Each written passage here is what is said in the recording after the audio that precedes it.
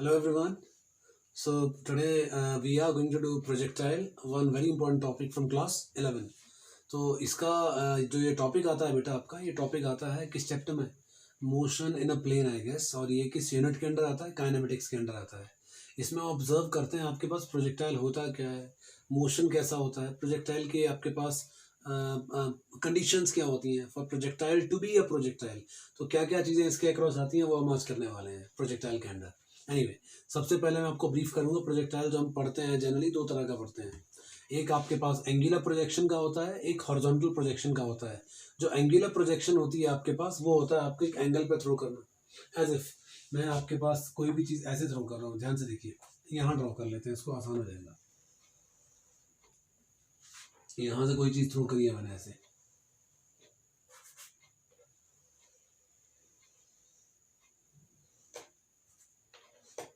ये जो प्रोजेक्शन है आपकी ये एंगुलर प्रोजेक्शन है। क्यों? क्योंकि मैं हॉराइजन के साथ हॉरिजॉन्टल पार्ट के साथ एक एंगल बना रहा हूँ।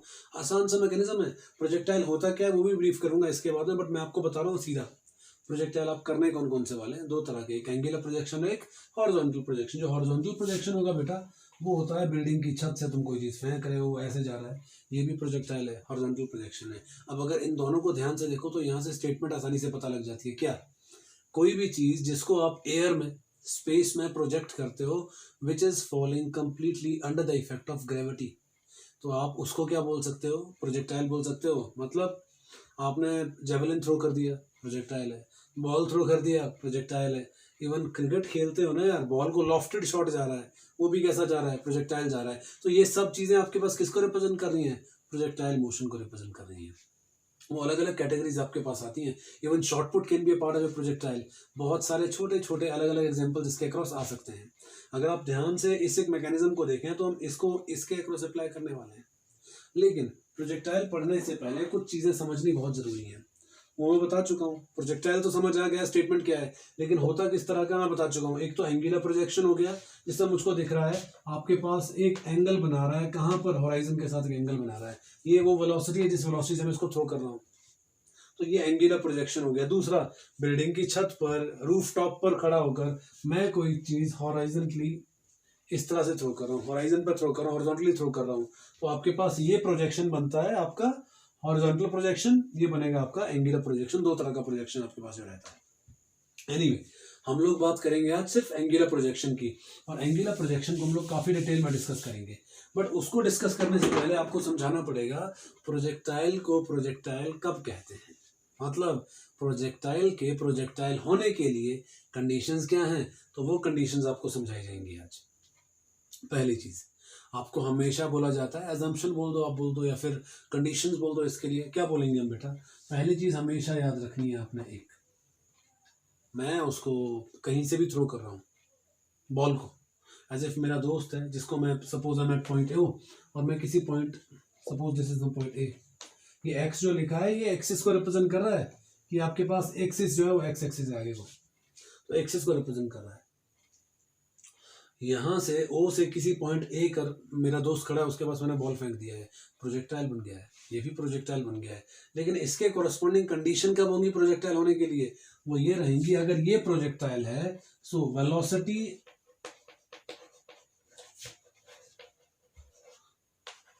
along horizon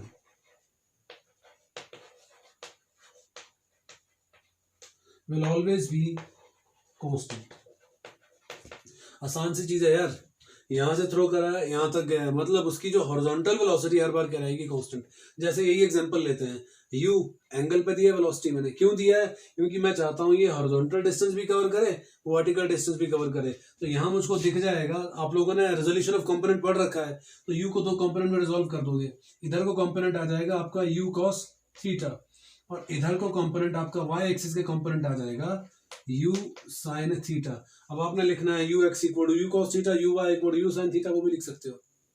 समझ आ रहा है? तो अब ये कंपोनेंट आपका किसके अलोंग आ गया? हॉराइजन के, हॉरिजॉन्टल पार्ट की।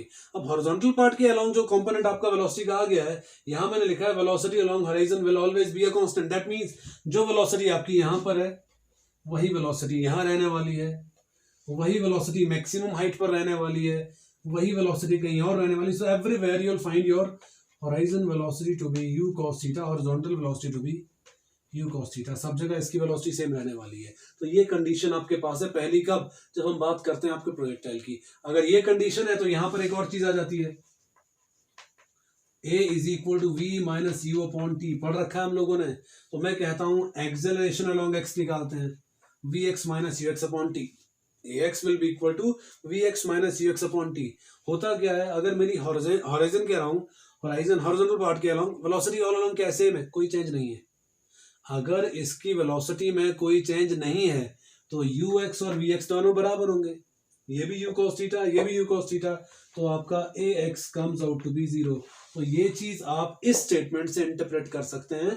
when we are talking about your horizontal velocity being uniform, that means your acceleration along that part will always be having its value 0, क्योंकि वेलोसिटी में कोई चेंज नहीं है। अगर वेलोसिटी में चेंज नहीं है तो एक्सेलरेशन भी नहीं है। तो ये पार्ट हमारे पास इस स्टेटमेंट से फ्रेम हो जाता है। सेकेंड पार्ट और सेकेंड assumption और second condition to be a projectile, पहला तो ये था। दूसरा हम क्या बोलते हैं, अब प्रोजेक्टाइल, आपका प्रोजेक्टाइल कब होता है, अगर स्टेटमेंट पे जाओ, मैं किसी भी चीज को थ्रो कर रहा हूं, इसका acceleration will always be along acceleration due to gravity. तो यहां पर दूसरी कंडीशन क्या आ गई, एक तो हॉरिजॉन्टल वेलोसिटी सेम रहेगा, दूसरा आप क्या बोलोगे, इसका acceleration will always be along gravity. Acceleration will always be along gravity। that means इसकी एक्सेलरेशन हमेशा क्या बनेगी, small g, it will be always small g. अब यहां पर ये चीज समझना बहुत जरूरी है, स्मॉल जी आपके पास कब रहेगा, चौक है, नीचे ड्रॉप कर रहा हूं तो मैं मानता हूं बाय कन्वेंशन मेरे हिसाब से क्या होगा, ग्रेविटी तो डायरेक्शन के हमेशा नीचे को है, तो मेरे हिसाब से नीचे को ग्रेविटी का डायरेक्शन मैंने पॉजिटिव ले लिया है, I will be assuming this to be positive. तो अगर कोई चीज मैं ऊपर थ्रो करूंगा, ग्रेविटी तो नीचे वर्क कर रहा है, तो इस एक सिचुएशन में जी का वैल्यू क्या बन जाएगा, माइनस जी। तो ये चीजें याद रखना है, because when I am dropping something, I am observing there is something going downward, that means your acceleration is in its natural direction, that is plus g. लेकिन जब कोई चीज ऊपर थ्रो करूंगा वो ग्रेविटी के अगेंस्ट जाएगा, तो आपके पास जी का वैल्यू क्या बन जाएगा, minus g, because we are going against the gravity. In that case your value of acceleration will become minus of g. So these are two conditions for this projectile to be a projectile. अब इन दो condition को utilise करके हम क्या करते हैं बेटा, हम इनको अप्लाई करेंगे इस कॉन्सेप्ट ऑफ प्रोजेक्टाइल में, जो कॉन्सेप्ट में भी डिस्कस करने वाले हैं। और ये कॉन्सेप्ट कौन सा है, ये कॉन्सेप्ट आपका है angular projection of a projectile, जिसमें हम ऑब्जर्व कर रहे हैं कि इसका प्रोजेक्शन आपके प्रोजेक्टाइल का किसके अलोंग, एंगुलर प्रोजेक्शन। और ये एंगल कहां बन रहा है, होराइजन के अलोंग बन रहा है आपके पास। स्टार्ट करें वहीं से जहां से शुरू करा है, हमने ड्रॉ कर लिया है, वेलोसिटी यू है, एंगल थीटा बन गया है, आपने थ्रो कर दिया है। ओ से कहां थ्रो करा है, ए तक, मैं खड़ा हूं, ओ पर मेरा दोस्त खड़ा है ए पर। अब ओ से ए तक, मतलब जहां तक मैं इसको थ्रो कर सकता हूं यार, वो मेरी क्या होती है, रेंज। तो रेंज किससे रिप्रेजेंट करते हैं, आर से, सीधा सा मैकेनिज्म। बॉल ऊपर थ्रो करा है, ऊपर चला गया है, एक बार ही वो मैक्सिमम हाइट अटेन करेगा, उसके बाद बार बार जाता रहेगा, ऊपर नीचे जाता रहता है, नहीं, वो एक बार गया है, वहां से दोबारा नीचे नहीं आएगा। ऊपर गया है, एक बार अटेन करा है, दोबारा नीचे आ गया है, उसके बाद दोबारा ऊपर जाएगा, नहीं जाएगा। तो that attend height is your maximum height, क्योंकि उसके बियॉन्ड दोबारा नहीं जा सकता हो। तो हमारे पास यहाँ पर क्या है, ये पार्ट क्या रिप्रेजेंट कर रहा है, आपकी मैक्सिमम हाइट को, और मैं इसे एज्यूम कर लेता हूं कोई पॉइंट क्यू। तो आपके पास इस पूरे प्रोजेक्टाइल मोशन में once this projectile will be attaining its maximum height, and mind it, इस एक पॉइंट पर, क्योंकि आपको दिख रहा है your u y is vertical velocity, that is u sine theta, ux is your horizontal velocity, that is u cos theta. अब इसी प्रोसेस में मैं बोलता हूं, आपका ये प्रोजेक्टाइल जब O से किसी पॉइंट A पर पहुंचता है, यहां पहुंचने के लिए उसको टाइम लगता है कैपिटल T। कैपिटल T क्या रिप्रेजेंट करता है, total time taken by projectile from its initial position to final position. तो इस T को हम रिप्रेजेंट करते हैं टाइम ऑफ फ्लाइट से, क्या बोलते हैं इसे, टाइम ऑफ फ्लाइट। अब यहां पर आते हैं किस पर, एक पॉइंट कंसिडर करता हूं, और हमारे कंफर्ट के हिसाब से मैंने एक पॉइंट कंसिडर कर दिया रैंडमली, यहां पर एक पॉइंट P। अब मैं बोलता हूं आपने प्रोजेक्टाइल O से फेंका है, मैंने बॉल O से फेंका है, वो कभी पहुंचता है कहां पर, किसी पॉइंट P पर पहुंच गया है। जब वो P पर पहुंच गया है, after time T, after time small t, वो कहां पहुंचा है, P पर पहुंचा है। जब वो P पर पहुंचेगा वो हॉरिजॉन्टल डिस्टेंस भी कवर कर रहा है, देख लो ना यहाँ पे, यहाँ पहुंचा है तो वो हॉरिजॉन्टल डिस्टेंस भी कवर कर रहा है और वर्टिकल डिस्टेंस भी कवर कर रहा है, तो उसके दो कोऑर्डिनेट होंगे। प्लेन में है तो मैं इसके कोऑर्डिनेट ले लेता हूँ आपका x और दूसरा कोऑर्डिनेट ले लिया है y, इसके दो कोऑर्डिनेट आते हैं, आगे दो कोऑर्डिनेट। तो यहां से मैं क्या करता हूँ, एक परपेंडिकुलर ड्रॉ कर लेता हूँ नीचे। जो ये परपेंडिकुलर ड्रॉ कर रहा है ये वर्टिकल पार्ट है।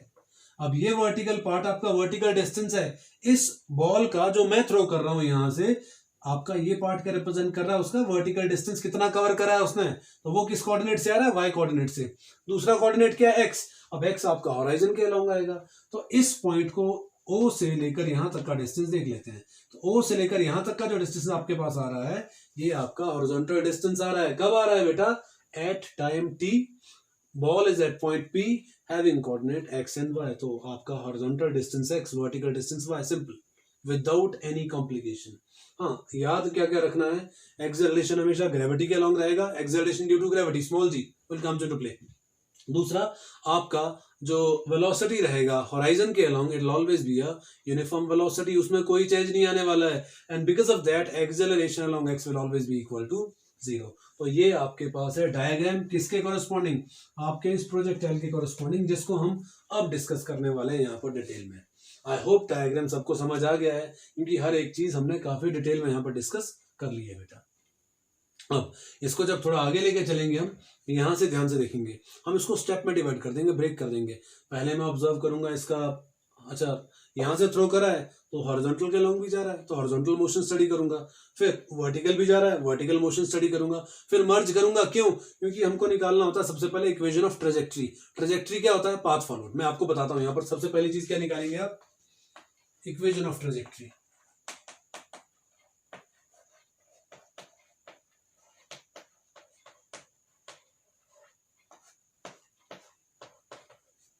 So if somebody is asking you what is trajectory, trajectory is path followed। आपको बताना है कि पाथ कैसा फॉलो कर रहा है, तो कैसे निकलेगा वो, इक्वेशन ऑफ ट्रेजेक्ट्री के अलोंग निकलेगा। तो हम स्टार्ट किससे करते हैं, बॉल थ्रो करा है। अब जब बेटा बॉल थ्रो कर रहा हूँ, किसके अलोंग जा रहा है, एक्स के भी जा रहा है, वाई के, तो स्टार्ट किससे करते हैं, एक्स से शुरू करते हैं। So when we are getting started will take that along x axis. तो सबसे पहले एक्स के अलोंग जाते हैं, और मुझको दिख रहा है यहाँ पर एक्स के अलोंग मेरा वेलोसिटी क्या है, u cos theta, and along y my velocity is u sin theta. Because हमने बिगिनिंग में क्या करा है, कंपोनेंट रिजॉल्व करा है। And I tell you one thing, जब भी हम रिजोल्यूशन ऑफ कंपोनेंट करते हैं, बहुत सारे बच्चों को कंफ्यूजन इस चीज को लेकर होता है कि अगर थीटा यहाँ पर आ रहा है तो u cos थीटा यहाँ क्यों आ रहा है और u sin थीटा ऊपर क्यों आ रहा है। सिंपल सा फंडा है, जिस ओर को आपका एंगल थीटा आप कंसिडर करते हैं, कोसाइन ऑफ द एंगल वहां आता है। ये स्टैंडर्ड नहीं है कि एक्स के अलोंग जाएगा। हो सकता है मैं ये एंगल थीटा के बजाय यहाँ के बजाय यहाँ ले लूं। अगर थीटा यहाँ के बजाय यहाँ आ जाएगा तो यहाँ u cos थीटा आ जाएगा और यहाँ u sin theta. So you have to keep that in your mind. जिस ओर को भी थीटा आपने एंगल कंसिडर करा है, उस ओर को कोसाइन कंपोनेंट और उसका परपेंडिकुलर साइन कंपोनेंट, तो cos यहाँ पर आ गया और साइन यहाँ पर आ गया। That is as simple as that, going by your mechanism, because we have to study motion along horizontal first of all. So हम एज्यूम करते हैं एक पर्टिकुलर टाइम, जैसे मैं बोल देता हूं after time T, after time T ये बॉल कहां पहुंचा है, प्रोजेक्टाइल कहां पहुंचा है, पी पर पहुंचा है। उसके कोऑर्डिनेट क्या है, एक्स और वाई। तो उसका हॉरिजॉन्टल डिस्टेंस स्टडी करना है, तो स्टार्ट करते हैं इक्वेशन से। इक्वेशन क्या है बेटा, आपने पढ़ रखी है सारी equation, v equal to u plus a t, s equal to u t plus half a t square, v square minus u square equal to 2s। अलग अलग इक्वेशन पढ़ी है, उनमें से एक इक्वेशन मैं पिक करने वाला हूँ। कौन सा इक्वेशन है, s equal to u t plus half a t square. अब क्योंकि x के अलोंग बात करूंगा, यहां से x के अलोंग जा रहा हूं ना, तो s नहीं लिखूंगा, लिख दूंगा sx। u नहीं लिखूंगा, क्या लिखूंगा, ux। टाइम तो फिक्स है, वो वर्टिकल डिस्टेंस के लिए जाओ, हॉरिजॉन्टल डिस्टेंस के लिए जाओ। t को tx नहीं लिख सकते, I can keep it t only. Reason, time तो आपके हॉरिजॉन्टल डिस्टेंस के लिए भी उतना है जितना वर्टिकल डिस्टेंस के लिए, तो टाइम आपका t रहने वाला है। अब आता है a पर, a will become ax। Condition पे जाओ, कंडीशन क्या था, तुमको मैंने शुरू में ही बोला था, जो एक्सेलरेशन अलोंग x रहेगा वो 0 रहेगा। क्यों, क्योंकि x के अलोंग वेलोसिटी हमेशा क्या होता है, यूनिफॉर्म। तो x क्या बन गया है, 0। अप्लाई करो, ये इक्वेशन क्या बन जाएगा, तुम्हारा जो हॉरिजॉन्टल डिस्टेंस है आफ्टर टाइम t पर वो कितना है, x। तो ये फॉर्मूला बन जाएगा, x equal to ux will become u cos theta into t plus half ax t square, half 0 will become 0। Time निकल जाएगा यहां से, so time comes out to be x upon u cos theta as equation number 1। और ये पहला part है आपका। कौन सा पार्ट है? जब हम इसके हॉरिजॉन्टल मोशन की बात कर रहे हैं और अभी हम हॉरिजॉन के अलॉन्ग जाना शुरू करा हमने आफ्टर टाइम t एज्यूम करा, डिस्टेंस x एज्यूम करा और एक इक्वेशन फ्रेम कर दिया, और जहां से मेरे पास टाइम का फॉर्मूला आ गया है। अब इस टाइम के फॉर्मूला को हमें क्या करने वाला हूं? We will be doing one more thing. जैसे आपने x के लिए मोशन स्टडी करा है वैसे ही y के लिए मोशन स्टडी करेंगे। y के लिए मोशन कैसा आ जाएगा बेटा? आफ्टर टाइम t आप जैसे x के अलोंग हॉरिजॉन्टल डिस्टेंस x था, एक्सिस y के अलोंग आपका वर्टिकल डिस्टेंस क्या आ गया? Small y। Same mechanism will be applied in that case. So will go to that same equation again, s equal to ut plus half at square. अब इसके corresponding क्या होगा? s will become sy, u will become uy, a will become ay। बाकी वही mechanism सारा का सारा। अब रिकॉल करो, u sin थीटा सबसे ऊपर लिख रखा था पहले ही। टाइम तो टाइम है, t है, वो तो हमारे पास टाइम t है, हमने मेंशन कर रखा बिकॉज ये इक्वेशन किसके कोरस्पॉन्डिंग हो रही है? At any time t। Then uy आ गया है। अब वर्टिकल डिस्टेंस आपका आफ्टर टाइम t क्या है? y। तो आप sy का वैल्यू क्या ले लेंगे? y। uy u sin theta, sy comes out to be y। अब आपके पास आता है acceleration which is a very important part for this. मैं जब O से P जा रहा हूं, मैं बॉल को ऊपर प्रोजेक्ट कर रहा हूं या नीचे? ऊपर प्रोजेक्ट कर रहा हूं। जब मैं बॉल को ऊपर प्रोजेक्ट कर रहा हूं वो अलोंग द ग्रेविटी जा रहा है, अगेंस्ट द ग्रेविटी? अगेंस्ट, क्योंकि ग्रेविटी तो नीचे को वर्क करता है। अगर कोई चीज नीचे गिरेगी तो g का वैल्यू पॉजिटिव, कन्वेंशनली एज्यूम कर सकते हैं हम लोग। और जब कोई चीज ऊपर जा रही है तो अगेंस्ट द ग्रेविटी जा रहा है, तो एक्सेलरेशन का वैल्यू माइनस जी। ये ग्रेविटी के अलोंग ही है, लेकिन प्लस जी और minus g will make a difference. क्यों? माइनस जी बता देगा कि ऊपर जा रहा है, प्लस जी बता देगा ये नीचे जा रहा है। A y comes out to be minus g. Apply करते हैं, y comes out to be u sine theta into t minus half g t square. मैंने सीधा वैल्यूज डाल दिए हैं। ए वाई का value minus g plus into minus minus half g t square. तो मेरे पास एक इक्वेशन ये बन जाएगा, इसको मार्क कर लूंगा इक्वेशन नंबर 2। अब क्योंकि हमको फाइनली निकालना क्या? Equation of trajectory. अब इक्वेशन ऑफ ट्रेजेक्ट्री कब आएगा? एक ऐसा इक्वेशन जिसमें x का भी कंपोनेंट आएगा, y का भी कंपोनेंट आएगा। वो पॉसिबल कब होगा?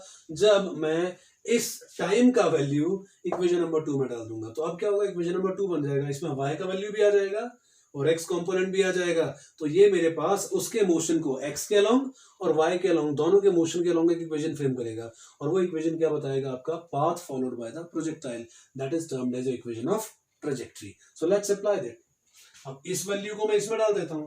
जब मैं इसमें इंसर्ट करता हूं बेटा, y will become, equation number 2 implies y will become u sin theta.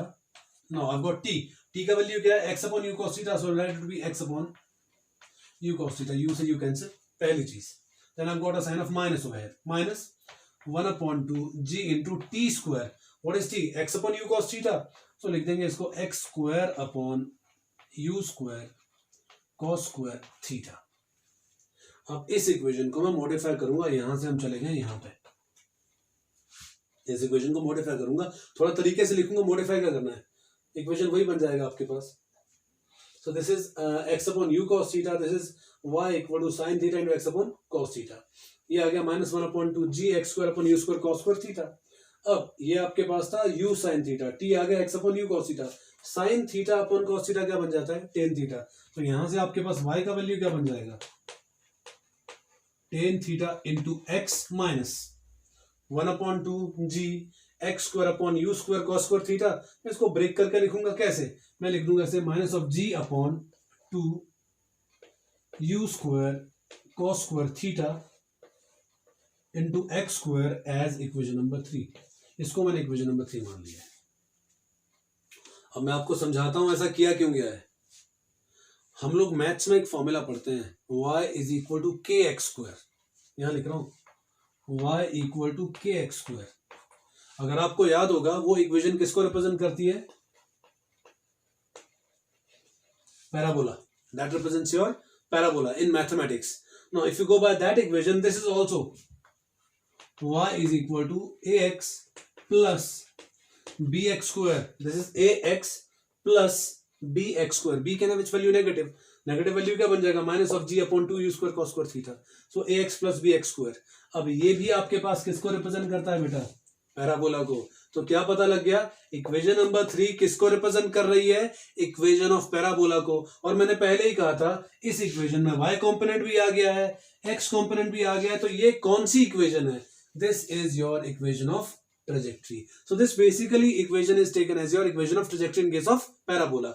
लेकिन अब इस कॉन्सेप्ट को बताने का मोटिव क्या था, इसको बताने का मोटिव सिर्फ ये है बेटा, आपको यहां से ये पता लग जाता है कि जब भी आप कोई भी चीज प्रोजेक्ट कर रहे हो, वो जो रास्ता पाथ फॉलो करता है ना, वो कौन सा पाथ होता है, पैराबोलिक होता है, पैराबोला की तरह शेप होती है। तो इस तरह की शेप किसकी होती है, मैथ की एक डायग्राम आपके पास रहेगी, आप पढ़ोगे उसमें पैराबोला की शेप ऐसी होती है। तो आप जब भी बताओगे your path followed bye projectile is parabolic in nature, तो इस इक्वेशन से पता लगता है वो कि आपका जो पाथ फॉलोड है it is always parabolic in nature. तो ये आपके पास प्रोजेक्टाइल का फर्स्ट पार्ट हुआ है, और वो फर्स्ट पार्ट आपको क्या रिप्रेजेंट कर रहा है, इक्वेशन ऑफ ट्रेजेक्ट्री को, and that simply indicate path followed is parabolic in nature.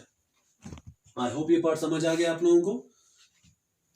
Now sequentially चलते हैं, तो नेक्स्ट आपके पास आता है टाइम, मतलब यहां से यहां पहुंचने के लिए कितना टाइम लगता है। मैंने शुरू में ही कहा था ओ से ए पर मैं एक बॉडी को, ऑब्जेक्ट को थ्रो कर रहा हूं, और मैं बोलता हूं मेरा टोटल टाइम कितना लग रहा है, टी लग रहा है। अब इस टाइम टी के कॉरेस्पॉन्डिंग हम क्या करने वाले हैं, हम इस एक चीज को थोड़ा सा मॉडिफाई करके अपने हिसाब से मेंशन करने वाले हैं, और टाइम ऑफ लाइट का फॉर्मूला यहां से निकालने वाले हैं। So let's begin with that. तो उसके पहले हम इस एक पार्ट को रब कर देते हैं, so that we can start with that time of light part. आपका जो टाइम ऑफ लाइट रहेगा वो इसका सेकंड पार्ट है, बिकॉज हमारा ये प्रोजेक्टाइल जो होता है ना, एक पूरे लंबे चौड़े आर्टिकल की फॉर्म में होता है, जिसके छोटे छोटे बहुत सारे पार्ट्स हैं। तो पहला पार्ट हमने करा equation of trajectory, now we are doing time of light. Time of light को रिप्रेजेंट किससे कर रहे हैं, कैपिटल टी से। अब इस पूरे मेथड को समझने के लिए यहां ध्यान से आपको एक चीज देखनी पड़ेगी। मैं एक फॉर्मूला लिखूंगा, S is equal to u t plus half a t square. एक ऑब्जेक्ट है, ऊपर थ्रो कर रहा है, ऊपर से नीचे आ गया, डिस्प्लेसमेंट क्या बना, 0। ज्यादा अप्लाई करने की जरूरत नहीं है यार, ऊपर गया प्लस वाई, नीचे आया माइनस वाई, नेट डिस्प्लेसमेंट 0। वही चीज यहां पर भी हो रही है, ऑब्जेक्ट ऊपर प्रोजेक्ट कर रहा है, प्लस एच, नीचे आया माइनस एच, मैक्सिमम हाइट क्या है, एच है ना, प्लस एच माइनस एच। तो आपका डिस्प्लेसमेंट अलोंग वाई एक्सिस क्या बन गया, 0। तो ये मैं क्यों कर रहा हूं, क्योंकि मैं यहां पर इस पूरे कॉन्सेप्ट को y के अलोंग सॉल्व करने वाला हूं, ताकि मैं आपका टाइम ऑफ फ्लाइट का फॉर्मूला निकाल सकूं। अब अगर डिफाइन करना टाइम ऑफ फ्लाइट क्या होगा, आप क्या बोलोगे, total time taken by projectile from its initial point to final point will be taken as your time of flight. Now going by this, what is sy, your displacement is 0, तो sy का value क्या आएगा, 0। ऊपर और नीचे जाने का total displacement y के अलोंग 0। अब क्योंकि मेरे को दिख रहा है यहाँ पर uy है, uy सबको पता है क्या था, u sin थीटा। टाइम क्या था, टोटल टाइम ऑफ फ्लाइट, वो क्या है, कैपिटल टी। अब यहां पर एक टर्म और है ay। अब जब मैं बॉल को ऊपर थ्रो कर रहा हूं, अलोंग द ग्रेविटी तो जा नहीं रहा है, it is going against the gravity. अब क्योंकि वो अगेंस्ट द ग्रेविटी जा रहा है, तो ay का वैल्यू माइनस जी, ऊपर जा रहा है ना बेटा अभी पहले, ay माइनस जी, तो आपके पास ay का वैल्यू क्या आ जाएगा, माइनस जी आ जाएगा। अप्लाई करते हैं इसमें, this will become 0 is equal to u sin theta into t minus 1/2 gt square. sy displacement 0, u sin theta into capital T time of flight, plus की जगह आ जाएगा माइनस, क्यों, क्योंकि ay का value minus g, minus into plus minus half gt square. Compare करते हैं, this will become minus of u sin theta into t is equal to minus of half gt square. t से square cancel, value किसका निकालना है, time of light का, तो time निकल जाएगा। The value of t comes out to be 2u sin theta upon g। ये आपकी इक्वेशन आ गई, इक्वेशन नंबर 4। तो टोटल टाइम ऑफ फ्लाइट मतलब इनिशियल पॉइंट से फाइनल पॉइंट तक जाने के लिए टोटल टाइम जो लग रहा है वो किससे निकलेगा, 2u sin theta upon g से। और ये किसके कॉरेस्पॉन्डिंग निकल रहा है बेटा, ये आपके पास निकल रहा है एंगुलर प्रोजेक्शन के कॉरेस्पॉन्डिंग। ये याद रखना है आप लोगों ने।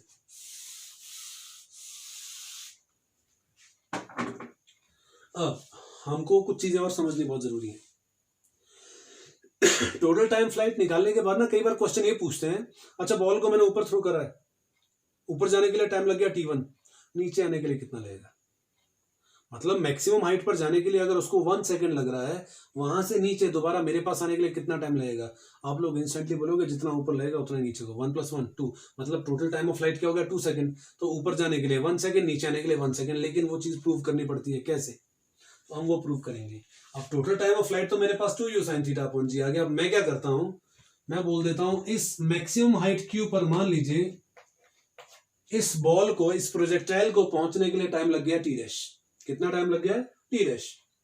वर्टिकल वेलोसिटी की बात कर रहे हैं, ऊपर जा रहा है।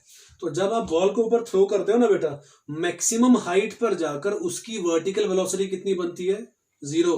तो यहां पर जाकर इस मैक्सिमम हाइट पर जाकर आपकी जो वर्टिकल वेलोसिटी है इट विल बिकम 0, क्योंकि मैक्सिमम हाइट के बाद ऊपर नहीं जाएगा।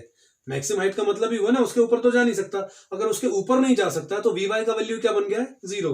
तो वहां मैंने क्लियरली लिख दिया वी वाई आ गया है 0। अब उसको अगर फर्दर लेके चलते हैं, फॉर्मूला सिंपल है, v equal to u plus at. अब क्योंकि y के अलोंग है तो v y equal to u y plus a y into t. अब वी वाई में पहले ही बोल चुका हूं क्या है? 0, लिख देते हैं 0। यू वाई क्या है? यू साइन थीटा, तो लिख देते हैं यू साइन थीटा। अब मैंने कहा था O से इस मैक्सिमम हाइट Q तक पहुंचने के लिए टाइम क्या है? टी डैश, तो लिख दो यहां पर इनटू टी डैश। अब क्योंकि ऊपर थ्रो कर रहा हूं, ग्रेविटी के अगेंस्ट थ्रो कर रहा हूं, ay का value -g, so I will write it to be -g into t dash again. तो मेरे पास एक इक्वेशन और फ्रेम हो गई है। अब रीअरेंज करते हैं दोबारा इसको। जब रीअरेंज करेंगे it will become minus of u sin theta into t dash. Sorry, it is not t dash. It will be u sin theta only. It will be u sin theta only. It will be minus of u sin theta is equal to minus of gt dash. Minus से minus cancel हो गया है, तो आपका t dash क्या बन जाएगा? It will become u sin theta upon g. t dash will become u sin theta upon g.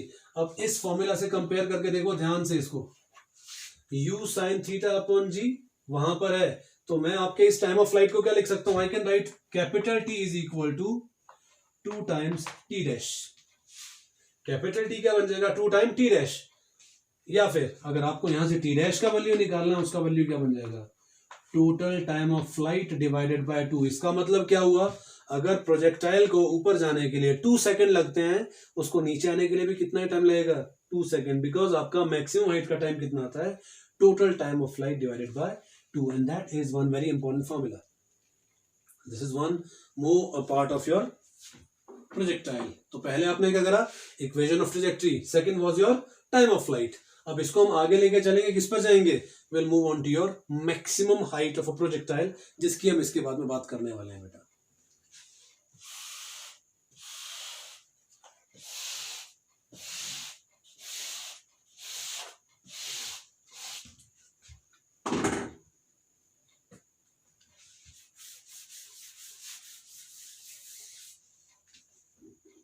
Then we'll have your maximum height, which will be represented by capital H.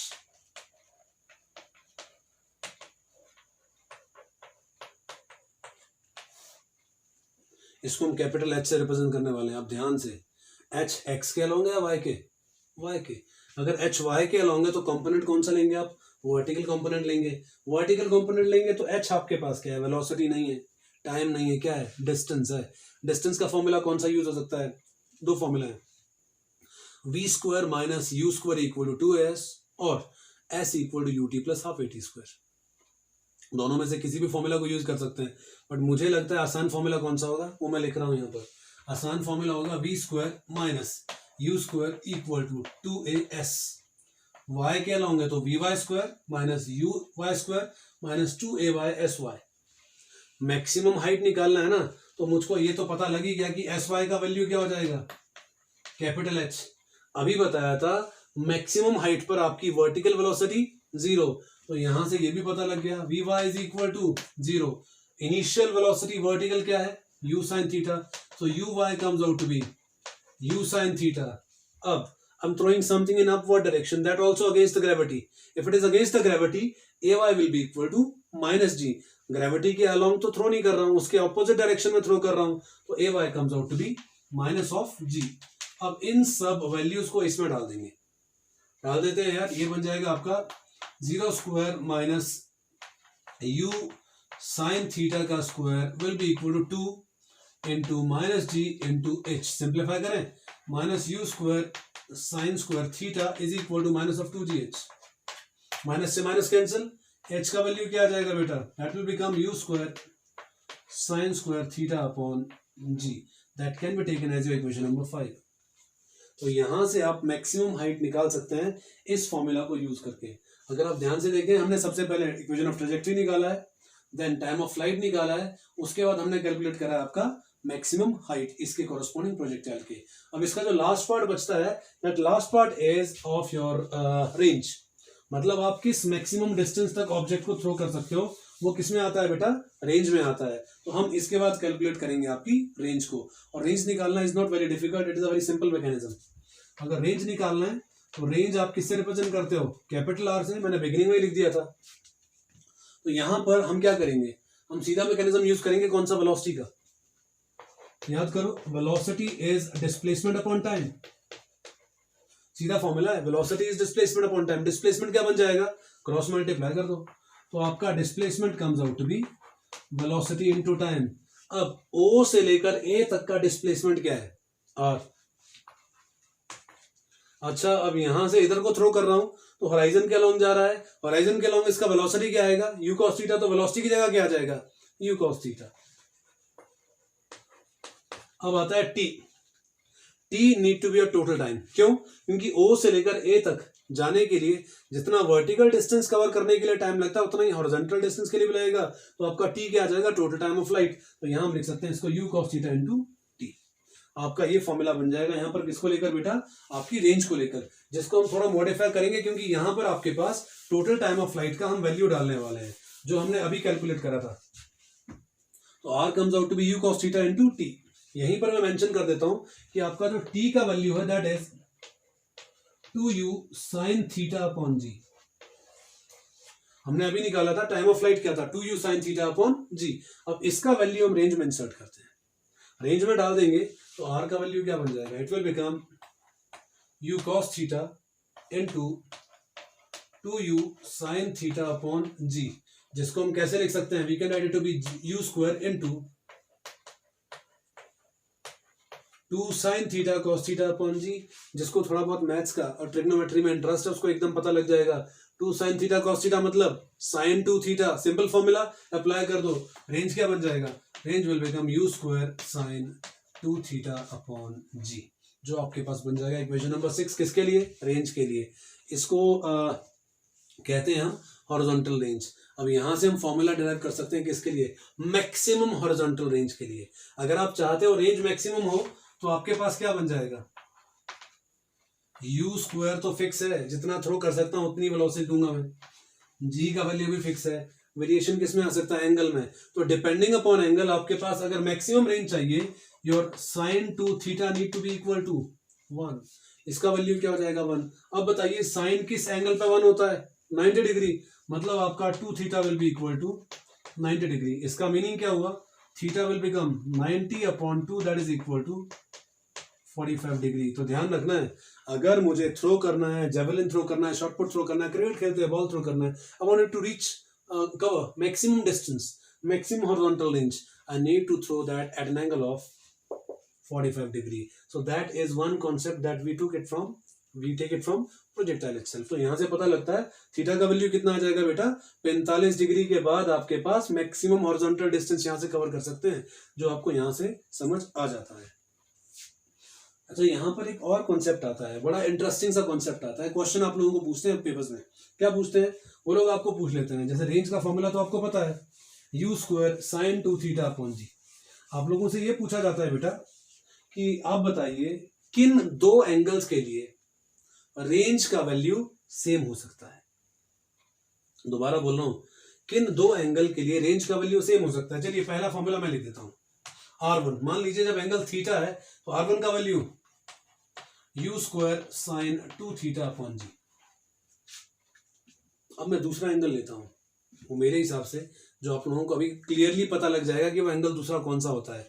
One angle is theta, the other angle is 90 minus theta. इन दो angle के लिए range same होता है, कैसे, वो prove करते हैं। तो पहला एंगल हमने थीटा लिया तो रेंज आ गया ये। अब दूसरा एंगल मैं ले रहा हूं 90 माइनस थीटा, तो R2 बन जाएगा u square sign of 2 into 90 minus theta divided by g। Simplify करें, सिंप्लीफाई करते हैं। R2 क्या बन जाएगा u square sign 180 minus 2 theta upon g। यार sign 180 minus 2 theta 0 90 180 then we'll have 270 then we'll have 360 so 0 pi by 2 pi 3 pi by 2 and 2 pi। तो आपके पास 180 minus 2 theta कौन से क्वाड्रेंट में आता है? सेकंड। ये आपका फर्स्ट क्वाड्रेंट, ये आपका सेकंड क्वाड्रेंट, ये थर्ड क्वाड्रेंट और ये फोर्थ क्वाड्रेंट। 4 क्वाड्रेंट आ गए। बोलते हैं ना all school to college. All मतलब सारे trigonometric function positive, school S मतलब साइन और कॉसिकेंट वाले positive, T all school to college, T tangent को टेंजेंट पॉजिटिव, कॉलेज मतलब कॉस और सीकेंट वाले पॉजिटिव आ जाते हैं। तो आपने क्या देखना है यहाँ पर, साइन ऑफ 180 माइनस 2 थीटा कौन से क्वाड्रेंट में है? सेकंड में। सेकंड में तो साइन का वैल्यू पॉजिटिव आता है। तो आपके पास R2 क्या बन जाएगा? u square sign of 180 minus theta is sine theta only, so it will become sign of 2 theta upon g। तो अगर आप दोनों रेंज को ध्यान से देखो, R1 was u square sine 2 theta upon g, R2 is u square sine 2 theta upon g। तो क्या पता लगा? दोनों रेंजेस का वैल्यू क्या आता है? सेम आता है। अगर दोनों रेंज का वैल्यू सेम आता है तो क्या पता लगता है? मैंने एक बॉल थ्रो करा है 30 डिग्री एंगल पर, वो कवर करता है एक डिस्टेंस कितना? 20 मीटर्स। अब मैं दोबारा उसी बॉल को थ्रो करता हूं उतनी वेलोसिटी से, but at an angle of 60 degree. Surprisingly it will be covering the same distance, that is 20 metres. क्यों? क्योंकि आपके पास दोनों केसेस में रेंज सेम रहेगी। क्यों? क्योंकि एक केस में एंगल था थीटा, दूसरे में था 90 माइनस थीटा, मतलब 30 और 90 माइनस 30। 90 माइनस 30 क्या होगा? 60। तो उन दोनों के लिए आपके पास जो रेंज रहती है उसका वैल्यू सेम रहता है बेटा। तो ये आपका था प्रोजेक्टाइल। आई होप आप लोगों को समझ आ गया है। अगर कोई कॉन्सेप्ट ऐसा है जिसमें कंफ्यूजन रहता है, please revise the video and look into it one more time, you will realise every single thing can be easily understood. That's all. Now the last thing that I generally say is please like, share and subscribe. Thank you.